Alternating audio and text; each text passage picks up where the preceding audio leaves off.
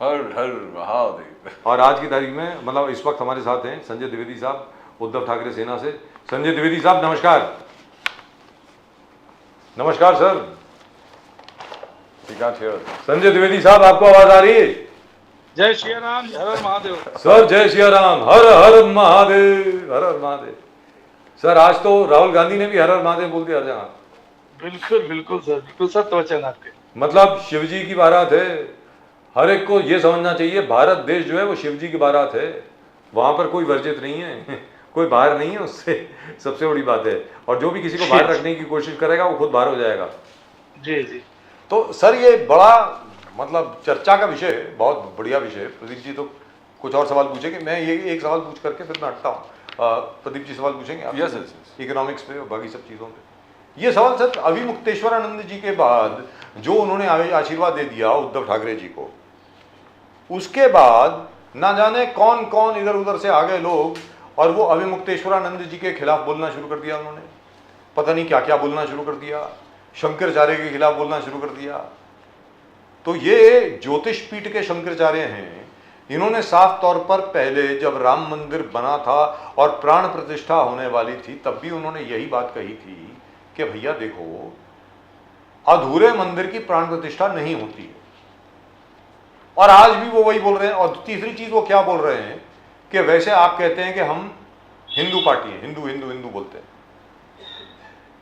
और गौ हत्या आप पूरे देश में आप वर्जित नहीं करते, उसकी पाबंदी नहीं लगाते, बल्कि सब्सिडी देते हैं गाय काटने की मशीन को यहां पे लाने के लिए हॉलैंड से, अलग अलग जगह से। इस विषय में क्या कहेंगे सर आप प्लीज? देखिए, पहले तो मैं धन्यवाद देता हूँ आप लोगों को जो आपने बुलाया शो में। बहुत बहुत धन्यवाद आपका सर। आपका धन्यवाद आने के लिए, थैंक यू जी। सबसे बड़ी बात देखिए है, इनका जो टूल किट है वो काम दे नहीं पा रहा है।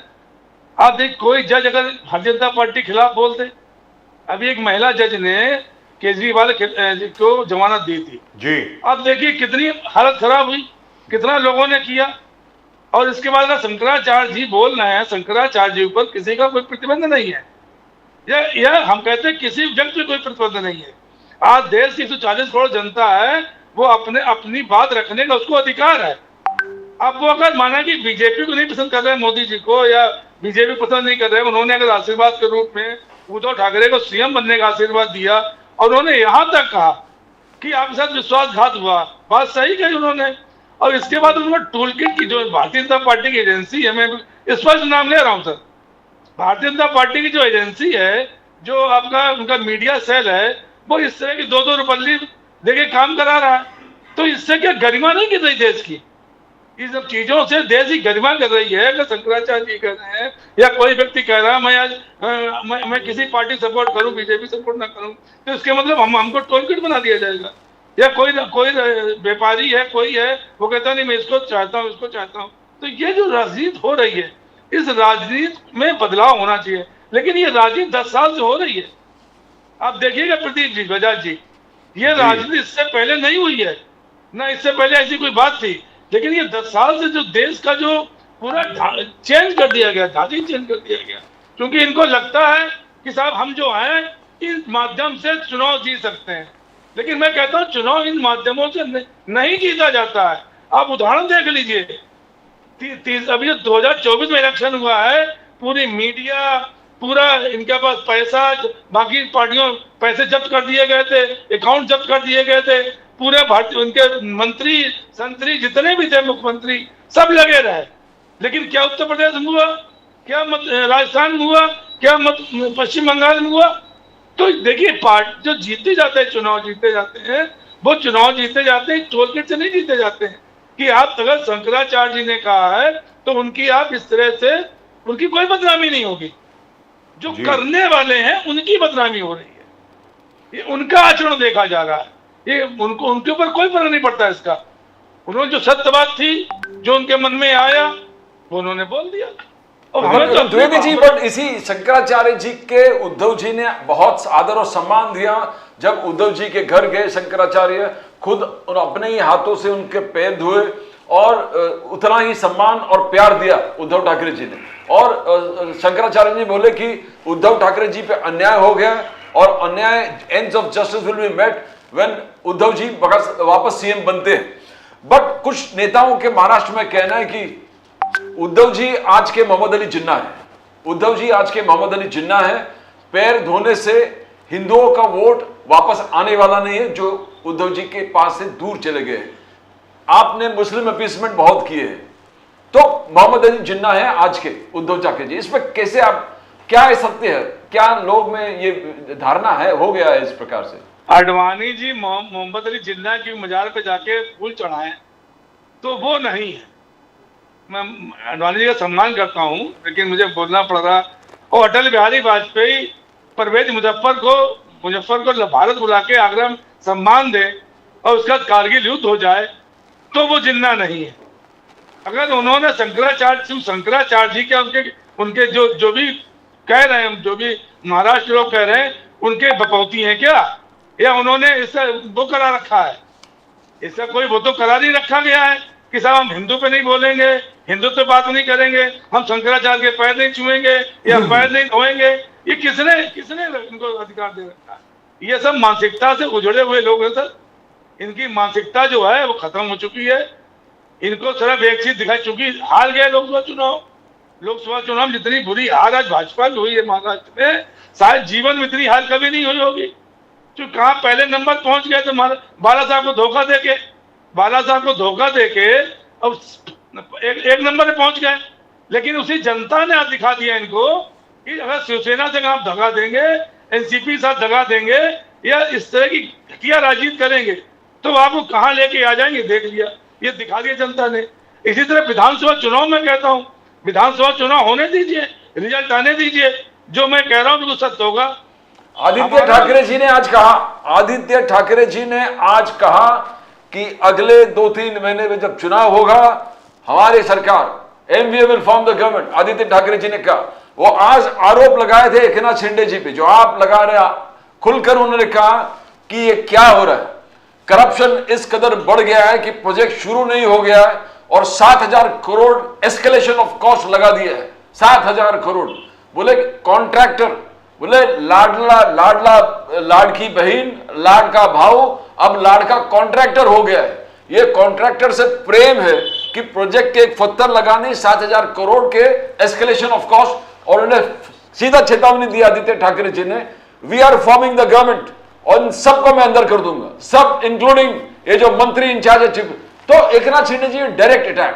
तो क्या इतना आप कॉन्फिडेंट हो कि सरकार बना रहे हो आप? देखिए, हम कॉन्फिडेंट हो ना हो, लेकिन महाराष्ट्र की जनता जो है, देखिए मैं एक उदाहरण आपको देना चाहता हूं। भारतीय जनता पार्टी ने एकनाथ शिंदे को यह सोच के लग लिया कि हम शिवसेना खत्म कर देंगे। अगर महाराष्ट्र की जनता एकनाथ शिंदे को इतना मानती होती तो उद्धव ठाकरे की सीटें ज्यादा नहीं आती। 2-1 सीटें जबरदस्ती हार गई, खैर कोई बात नहीं, लेकिन तब भी सीटें ज्यादा आई। जबकि चुनाव ले लिया, शिवसेना ले ली, सब कुछ ले लिया, उनके पास धनबल था, सब कुछ था उनके पास। पूरी भारतीय जनता पार्टी जोर लगाई थी। भारतीय जनता पार्टी अगर महाराष्ट्र में जोर लगाया है तो उद्धव ठाकरे के ऊपर जोर लगाया है कि ये ना जीतने पाए। और उसके बाद जनता ने जो बम्पर जीत दी है, जो बम्पर प्यार दिया है, तो वो महाराष्ट्र की जनता ने दिया। तो मैं वही आपसे कह रहा हूं कि आपकी घिनौनी साजिशों से सत्ता बनाना, जो भारतीय जनता पार्टी के मूल मंत्र है, राजनीति साजिश सत्ता, ये भाजपा का मूल मंत्र है। तो साजिशों से सत्ता बनाने का जो परिणाम है वो महाराष्ट्र जनता दे देगी। विधानसभा चुनाव आने दीजिए, मैं बिल्कुल कंफर्म हूं माननीय आदित्य ठाकरे की तरह कि सरकार हमारी एमबीए की महाविकास वाली सरकार बनेगी, ये बिल्कुल निश्चित है। ये इसको आने वाले समय में आप देखिएगा। क्यों कि 2.5 साल में जो जनता के लिए काम किया माननीय उद्धव ठाकरे ने, वो भी जनता ने देखा। कोरोना ऐसी महामारी में जहां ऑक्सीजन की कमी थी, ऑक्सीजन के लिए पूरा देश परेशान था, और भारतीय जनता पार्टी के मंत्री पश्चिम बंगाल में दीदी कर रहे थे, वो गैस सिलेंडर नहीं देख रहे थे। हाँ, उन्होंने एक काम जरूर किया कि अपने जब इंस्पेक्शन किया, उन्होंने बढ़ाया अपना, तो वहां के जो मंत्री, केंद्रीय मंत्री थे हेल्थ के, स्वास्थ्य के, उनको हटा दिया। तो क्या इससे निकल इससे क्या? लेकिन उद्धव ठाकरे ने जिस तरह से मैनेज किया, और उद्धव ठाकरे के साथ साथ कांग्रेस शरद पवार जी ने जिस तरह से देश को मैनेज किया, वो तारीफ काबिल है। तो वही जनता देख रही है। आज जो बाकी लोग हमारे साथ आ रहे हैं, या संगठन के साथ आ रहे हैं, उसका मेन कारण यही है कि जो मुख्यमंत्री होता है, जो प्रधानमंत्री होता है, वो सबका होता है, किसी उद्योगपति के कहने में नहीं चलता, न उद्योगपति की आगे रखता है। तो ये तो मैं आगे बात करूंगा आपसे। तो ये माननीय मुख्यमंत्री उद्धव ठाकरे ने जो कार्य किया, जनता ने उसको देखा। या लाड़की बहन स्कीम, लाड़की बहन स्कीम गेम चेंजर है।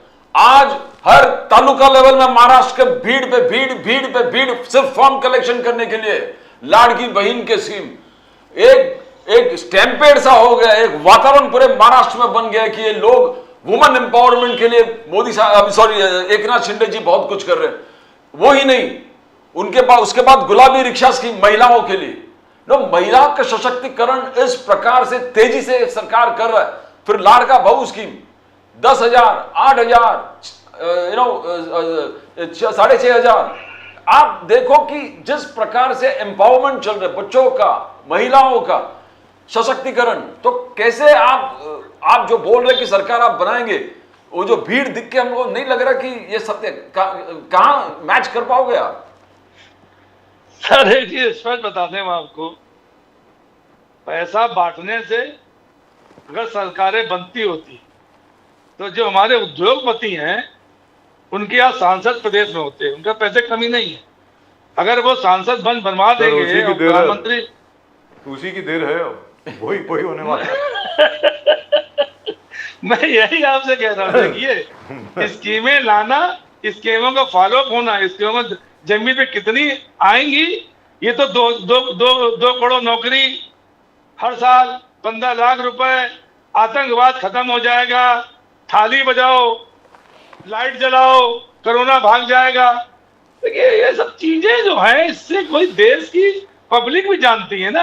लेकिन जहां तक महाराष्ट्र का सवाल है, जो प्रदीप जी ने सवाल पूछा, आपको लगता है कि लाडली बहना स्कीम जो है और लाड़का भाऊ स्कीम जो है, सर इसके लिए अब ऑफिशियल एस्टिमेट 46,000 करोड़ का है, मुझको तो लगता है कि वो 80,000 करोड़ तक जाएगा साल का। इनके पास देखिए सर, पैसे 8 लाख करोड़ का कर्जा है सरकार, जिसपे इंटरेस्ट देना है। मैं वही आपसे कहने जा रहा हूँ, 8 लाख करोड़ कर्जा है, और जो स्कीमें जो दी गई सिर्फ है, ये अभी 3 महीने आज दी गई है, इससे पहले क्यों नहीं दी गई थी? जब लाडला बहू, लाडला भाऊ, लाडला बहन अब 2.5 साल से सरकार में है, क्यों नहीं दी गई? क्योंकि जानते हैं इस चीज को, अगर हम पहले से दे देते तो शायद हमको इसको में इम्प्लीमेंट करना पड़ता। लेकिन जब तक फार्म बटेंगे, जब तक ये होगा, तब तक चुनाव आ जाएंगे, आचार संहिता लग जाएगी, काम रुक जाएगा।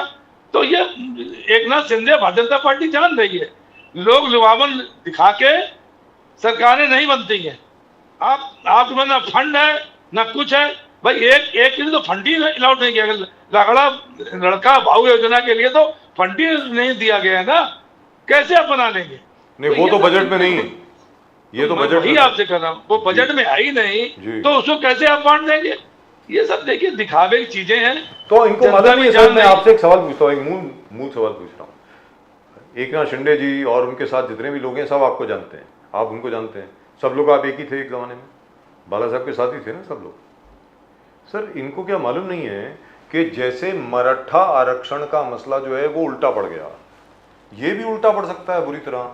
अगर मान लीजिए जो आप बोल रहे हैं, ऐसा तो नहीं है कि आपके जितने लोग हैं, शिवसेना के जितने भी लोग हैं गांव खेड़े में, उन्होंने ये बोला नहीं होगा कि ये सब आपको बेवकूफ़ बना रहे हैं, और जब असल में लोगों को मालूम पड़ गया कि यार कुछ मिलने वाला नहीं है, क्योंकि सामने से तो आचार संहिता लग गई है, इनको ये मालूम नहीं है क्या सर द्विवेदी जी? इनको सब मालूम है सर, तो ये क्या हो रहा है? सामने सपने दिखा के एकनाथ शिंदे और भारतीय जनता पार्टी जो है वो लालच देना चाह रही है। सिर्फ लालच में महाराष्ट्र जनता नहीं फंसेगी बॉस, फार्म मिलेगी, सब लेगी, और वोट महाराष्ट्र जनता देगी महा विकास अघाड़ी को, सरकार उनकी बनेगी, इसको आप स्पष्ट देख लीजिएगा। सर लाडली बहन स्कीम की तो पहली इंस्टॉलमेंट ये कहते हैं कि 15 अगस्त को वो देंगे, जिन जिन लोगों के फॉर्म आ गए हैं और जो एक्सेप्ट हो गए हैं। कितने आए हैं मुझे मालूम नहीं है, लास्ट डेट फॉर्म्स की अगस्त 31 है। लेकिन जैसा आपने बताया और जैसा मैं भी बोल रहा हूँ, प्रदीप जी भी बोल रहे हैं, लड़का भाऊ स्कीम के लिए तो अभी तक जो एक फाइनेंशियल एलोकेशन होती है वो भी नहीं हुई है, तो उसका क्या होगा? संजय द्विवेदी। चाहे सर लड़का बहू हो, चाहे लड़का बहन हो, चाहे लड़का भाव हो, इनकी सब स्कीमें दिखावे की हैं और जनता ये जान जाएगी सर। ये 15 अगस्त को कितना पैसा रिलीज करें, कुछ भी करें, सब स्कीमें जान जाएगी जनता। और ये फिर इन मुंह की औंधे मुंह गिरेंगे सर, ये औंधे मुंह फिर गिरेंगे, क्योंकि जनता ने दिखा दिया एकनाथ शिंदे को भी कि तुम्हारे पास पावर भी थी, सब कुछ था, बेईमानी तुमने की, 48 वोट से तुमने जितवा लिया, सब कुछ तुमने कर लिया, लेकिन उद्धव ठाकरे से आगे नहीं निकल पाए। वही उद्धव ठाकरे पर तो कुछ नहीं था ना। आज माननीय उद्धव ठाकरे के पास तो न शिवसेना का नाम था, न धनबल था, न चुनाव चिन्ह था। चुनाव चिन्ह नया था, उसको पहुंचाने में कितना समय लग गया, गांव-गांव पहुंचाने में समय लगता है। अब इसमें थोड़ा सा गड़बड़ हुआ मैं महाराष्ट्र लोकसभा चुनाव में, लेकिन अब समय आ गया है कि एक एक जगह चुनाव चिन्ह पहुंच जाएगा। उस समय क्या स्थिति होगी, तो ये मैं इसलिए कह रहा हूं आपसे कि बिल्कुल निश्चित मान लीजिए आप, इनकी कोई भी लालची योजनाएं हैं, लालची योजनाएं जनता देख चुकी। सर मैं पहले बोल चुका हूं, 2 करोड़ नौकरी, एक चीज है जिसके बारे में लोग ज्यादा बात नहीं कर रहे अभी, हम लोगों को छोड़ के, अकेले हम लोग हैं जो अभी उसके बारे में बात कर रहे हैं। जो ओबीसी वर्सेस मराठा जो शुरू हो गया है और उसको हल्के में नहीं लेना चाहिए सर। जैसे वो लक्ष्मण हाके साहब जो हैं वो दोबारा कह रहे हैं कि मैं उपोषण बैठ जाऊंगा, और इधर से जरंगे पाटिल साहब, मनोज जरंगे पाटिल साहब, दोनों के बीच में जो टकराव है, और मनोज जरंगे पाटिल जिस तरीके से अटैक कर रहे हैं हर एक पर, जो भी उनके खिलाफ जरा भी बोल रहा है सर, ये बड़ा गंभीर इशू है। इससे महाराष्ट्र में बहुत तनावपूर्ण स्थिति पहले ही पैदा हो चुकी है। आगे जा करके सिर्फ एक चिंगारी की जरूरत है, बहुत गड़बड़ हो सकती है सर। द्विवेदी जी। बजाज जी, मैं तो इतनी बात कहूंगा, सरकार इसमें भाजपा की और इनकी सरकार है, मायावती की सरकार है। मैं इतना ही कह सकता हूं, आग्रह कर सकता हूं जनता से कि आप ऐसा कोई कदम ना उठाएं, इंतजार करिए, सरकार बदलने वाली है। आप कोई हिंसक आंदोलन या इस तरह का टकराव की स्थिति पैदा ना हो जिसमें जान माल का नुकसान हो। मैं अपील करता हूं हर महाराष्ट्र के लोगों से, हर ओबीसी और दोनों लोगों से मैं अपील करता हूं कि इस तरह की कोई भी सिचुएशन या इस तरह कोई स्थिति महाराष्ट्र में पैदा ना हो जिसके कारण कोई भी जान माल का खतरा हो। तो बिल्कुल मैं इस वक्त कह दूं कि आप धैर्य रखें, क्योंकि भारतीय जनता पार्टी कोई भी समस्या का समाधान नहीं कर पाएगी। जब वो समाधान बजट में नहीं कर पाई, हम मध्यम वर्ग के गरीब, ग्रामीण और किसानों के लिए उसमें नहीं कर पाई, तो अब तो समय नहीं है। इसलिए मैं कह रहा हूँ बिल्कुल इससे परेशान होने की जरूरत नहीं है। आप शांति बनाए रखें, शांति का माहौल रखें और आने वाले दिनों का इंतजार करें। समस्या का समाधान महाविकास अघाड़ी निकालेगी, ये मैं कह सकता हूँ। आरोप है कि महाराष्ट्र को कोई फंड एलोकेशन हुआ नहीं। आदित्य ठाकरे जी ने बहुत इस पे आवाज उठा दिया कि आपने महाराष्ट्र को क्या दिया। सबसे बड़ा कंट्रीब्यूटर टैक्स के माध्यम से महाराष्ट्र है इस देश को, और इन रिटर्न हमको कुछ नहीं मिला। मगर एकनाथ शिंदे जी ने गिना है कि टनल वर्क यानी 29,400 करोड़ मोदी साहब उससे पहले आए थे, अलॉट किया था। टनल वर्क हो गए, रेलवे वर्क हो गए, कल्याण में यार्ड बन रहा है, गति शक्ति मुख्यमंत्री, तो अलग अलग स्कीम्स के लिए उन्होंने गिना दिया और क्या क्या काम इस देश में हो गया। कोस्टल रोड से लेके हर चीज जो गिना के दे दिए, डेवलपमेंट मॉडल, अटल सेतु। तो क्या आपको लग रहा है कि सचमुच फंड एलोकेशन नहीं हो रहा है महाराष्ट्र को, जो आदित्य ठाकरे जी बार बार हाईलाइट कर रहे हैं? द्विवेदी जी देखिए, मैं एक बात कह दूंगा आपसे, अभी पानी बरस रहा है महाराष्ट्र में, पानी बरसा, मुंबई में, पूना में पूरा पानी भर गया। अगर ये इतना ज्यादा एक्टिव है, इतना ज्यादा फंड का लोगो कर रहे हैं, और उसके लिए तो फंड भी है, ऐसा नहीं उसके लिए फंड ना हो। आज भी वहां पानी भर रहा, क्यों भर रहा है पानी? देखिए, कहने की आप कुछ भी गिना दें योजनाएं, 500 योजनाएं गिना दें, लेकिन जमीन पे क्या काम हो रहा है, जमीन पे क्या हकीकत है, वो तो जनता देखती है ना। वो हम जनता को बताने नहीं जाते हैं। जनता आज इतनी समझदार है कि वो जान जाती है। अगर इतना ही इनको चिंता थी तो मुंबई में पानी कैसे भरा? आपने एक सिविल इंजीनियर टीम क्यों नहीं बनाई जिससे वो सर्वे करे? और जो समस्या है भाई, कोई भी समस्या हो, सबका समाधान इस देश में है। हमारे वैज्ञानिक हैं, हमारे सिविल इंजीनियर हैं, सबका समाधान। लेकिन आप पानी नहीं रोक पाए। अब दुनिया भर की योजनाएं गिना रहे, दुनिया अपने टनल लिए किया, उसके लिए किया, लेकिन जो मेन जरूरी था हमारे महाराष्ट्र की जनता के लिए, मुंबई की जनता के लिए, उस पर आप ध्यान नहीं दे रहे हैं। तो ये सब लफबाजी है सरकार की, इसके अलावा कुछ नहीं है। सरकार सिर्फ एक दिखावे का सौदा कर रही है कि मैं ये काम कर रहा हूं। अब भाई काम के लिए तो आपको बुलाया गया है ना, आपने सरकार बनाई है, चोरी छिपे संवैधानिक सरकार बनाई है, तो जनता के लिए काम करिए ना। जनता के लिए क्या काम कर रहे हैं आप? आज बहुत एक सीरियस बात हुआ जब आप ही के अलायंस पार्टनर शरद पवार साहब ने कहा कि मुझे डर है कि महाराष्ट्र में मणिपुर वाले सिचुएशन न हो जाए। तो क्या लॉ एंड ऑर्डर या इनसे कंट्रोल नहीं हो पा रहा कि शरद पवार जैसे सीनियर लीडर को आज कहना पड़ा महाराष्ट्र का तुलना मणिपुर से करना पड़ा, और जहां की ऐसे सिचुएशन यहां पर न आए, मैं इसका प्रार्थना कर रहा हूं। तो इसका मतलब क्या है? क्या situation is bad Dwivedi ji? देखिए, सरकार तो चल रही है, सरकार महाराष्ट्र में चल रही है, लेकिन देवेंद्र फडणवीस अलग भाषा बोल रहे हैं, एकनाथ शिंदे की भाषा अलग है, और हमारे अजीत दादा पवार उनकी भाषा अलग है। इन तीनों में आपस में कोई तारतम्य है ही नहीं। तो देखिए, सरकार में तारतम्य नहीं होता है तो इस तरह की घटना होने की संभावना ज्यादा रहती है। हमारे शरद पवार जी ने जो बात कही, आपने अभी इससे पहले ओबीसी और उसका उदाहरण दिया था, उन्होंने जो बात कही उसके पीछे मतलब है कि ना अजीत दादा पवार, ना एकनाथ शिंदे, ना देवेंद्र फडणवीस, मतलब बीजेपी एनसीपी कर सकते हैं, शिवसेना कर सकते हैं, आपस में तालमेल कहीं है ही नहीं। जब तालमेल नहीं होता है तो निश्चित आप जान लीजिए स्थितियां जो हैं वो भयंकर से भयंकर होने लगती हैं। तो मैं यही कहता हूं कि इस तरह की स्थिति ना बने। मैं खुद कह रहा हूं शांति बनी रहे और माहौल खराब ना हो महाराष्ट्र का, ये मैं ऊपर वाले से दुआ करता हूं। मैं कहता हूं इस तरह का कोई माहौल ना आए। हम उम्मीद करते हैं कि आपकी दुआ ऊपर वाले के कानों तक पहुंचे और महाराष्ट्र की स्थिति बिल्कुल सामान्य रहे। सर, आज एक और भी घटना हुई जिसके बारे में ज़्यादातर लोग बात नहीं कर रहे हैं। मणिपुर के जो मुख्यमंत्री हैं बीरेन सिंह जी आज प्रधानमंत्री जी से मिले, दिल्ली आए थे, वहाँ प्रधानमंत्री जी से उनकी मुलाकात हुई। सर, आपको लगता है आप प्रधानमंत्री जी जाएंगे उधर मणिपुर? देखिए, प्रधानमंत्री जी केदारनाथ जाते हैं, सब जगह जाते हैं, मीडिया लेके जाते हैं अपनी, लेकिन मणिपुर जाके उनको मिलेगा क्या? वो तो ऐसी जगह जाते हैं जहां उनको, देखिए कहना नहीं चाहिए, प्रधानमंत्री हमारे हैं, मैं सॉरी बोलता हूं, लेकिन मुझे कहना पड़ रहा है, अपनी बात कही।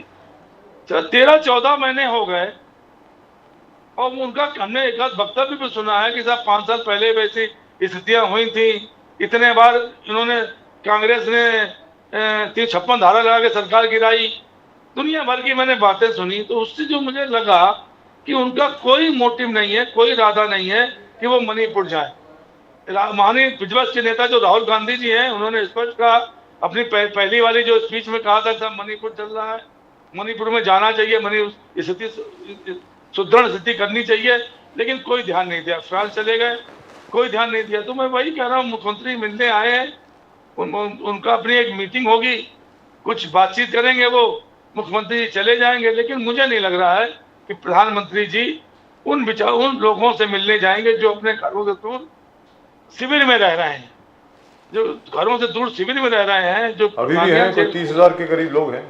मैं वही कह रहा हूँ, जो शिविर में लोग रह रहे हैं, उनकी परेशानी का, जो रिफ्यूजी कैंप में है अभी, करेक्ट, रिफ्यूजी, मैं वही कह रहा हूँ, रिफ्यूजी कैंप में है, उनकी परेशानियों को देखने का माननीय हमारे प्रधानमंत्री जी को समय नहीं है। तो अब ऐसी स्थिति में यही है कि वो शांति बनाए रखें मणिपुर के लोग, और ऐसा कोई काम ना हो जिससे वहां दोबारा शांति फैले।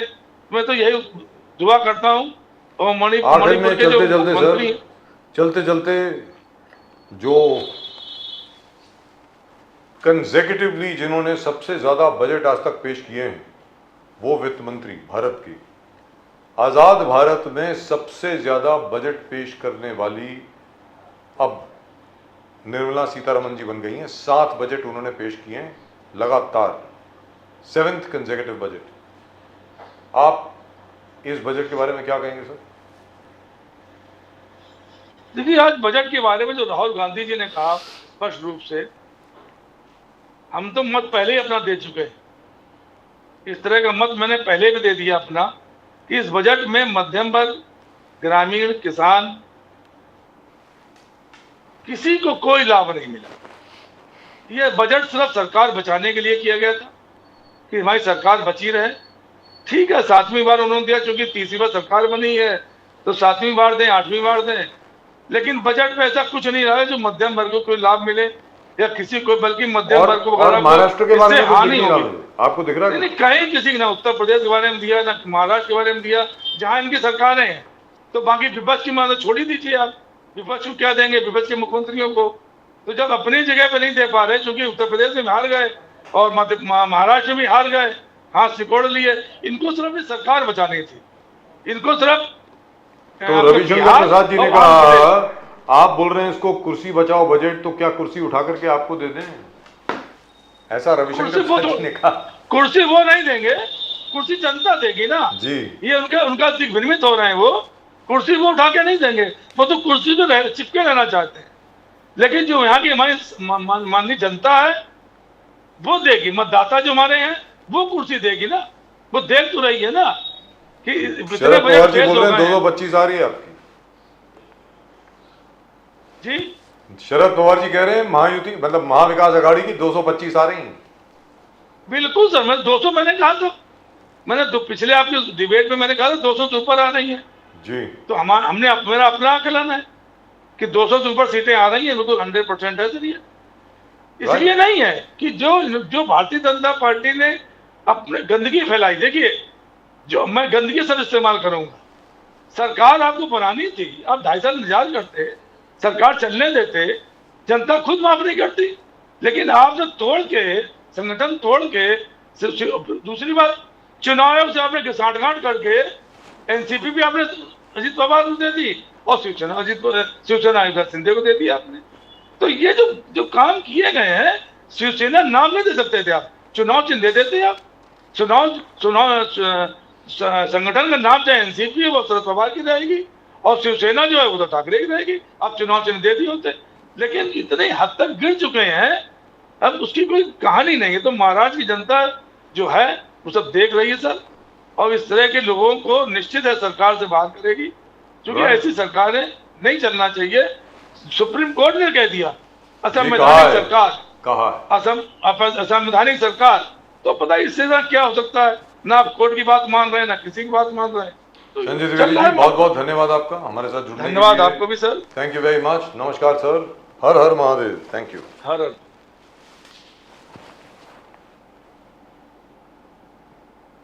Well, the MBA seems to be very, very optimistic. Yes. And the India Alliance seems to be very optimistic as well. Yes.